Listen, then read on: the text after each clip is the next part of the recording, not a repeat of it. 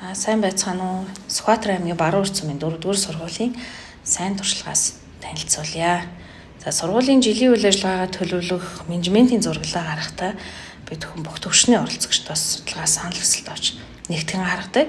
За 2023-аас 24 оны хичээлийн жилд боловсролын ерөнхий газрын сургуулийн менежмент дэмжлэг үзүүлэх зөвлөн төслөө баг ирж ажилласны дараа бид хүн сургууль бүхлээрээ ажиллах арга хандлагын өөрийн үнэлгээнүүдийг хийж загсан нуруу аргачлалаар асуудлуудаа тодорхойлсон байгаа.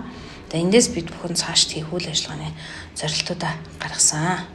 Ингээд сайн туршлагаа түгээн дэлгэрүүлэх, хамтарч ажиллах зорилтын хүрээнд ээлжид хичээлийн чанар үр дүнгээ нэмэгдүүлэх зорилгоор самбар төлөвлөлт буюу самбарын бишгэллийн үйл ажиллагааг хэрэгжүүлж эхэлсэн.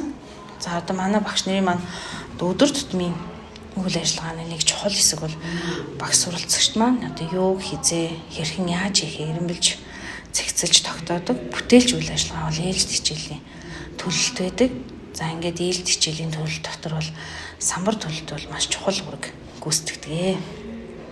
За ингээд манай сургуулийн хэмжээнд багш бүр 7 хоногт нэг ээлжид хичээлийн самбар төлөлтийн зургийг сургуулийнхаа захим хичээлийн дотоод группт байршуулдаг. За ингээд хэдийгээр нэгэн хичээлийн зураг оруулж байгаа боловч тухайн багшийн ээлжид хичээлийн бэлтгэл, зохион байгуулалт гээд багшаас маш их ур чадвар шаардж байдаг. За хэдий ийм боловч тухайн багш маань өөрийнхөө өдөр тутмын үйл ажиллагаа хамгийн сайн хийсэн үйл ажиллагаа хүн болгоныг хичээл дээрээ суулгахгүйгээр бусдаас сурталчлах, өөрийгөө хөгжүүлэх, за мөн нэгнээсээ суралцах юм боломжийг олгож байгаагаар бас даваа талтай юм аа.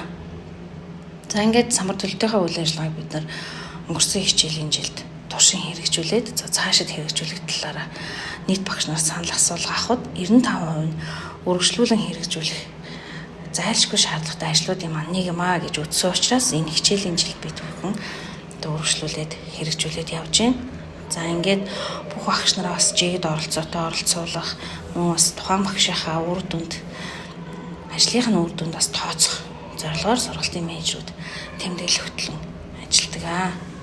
За ингээд тухайн нэг хичээлийн самбарын төлөлтийн зургийг оруулснараа тухайн хичээлийн явц гол санаа харагдах, за мөн хичээлийн эхнээс төгсгөл хүртэлх үйл ажиллагаа сурагчдын нүдэнд байнгын тогтмол харагдаж хүүхдүүд тэндээс тэмдэглэл хөтлөх, за багш нар маань сурагчдын сонирхол хэрэгцээг татсан хичээл бэлтгэх, ажлын байран дээр хамтран хөгжих, за мөн өдөр тутмынхаа хичээл багш нараа урьд суулгахгүйгээр нэгнээсээ ингээд суралцах, бусдтай үйл ажиллагаагаа харуулах, мөн нэмэлт хэрэглэх түүнүүдийг ашиглах, цахим технологиг ашиглах, өнгийн шухам, тарааж өгөх материал зэргийг ашиглах зэргээр багш нарын маань хандлагт өөрчлөлтүүд орж байгаанаас харагдаж байна.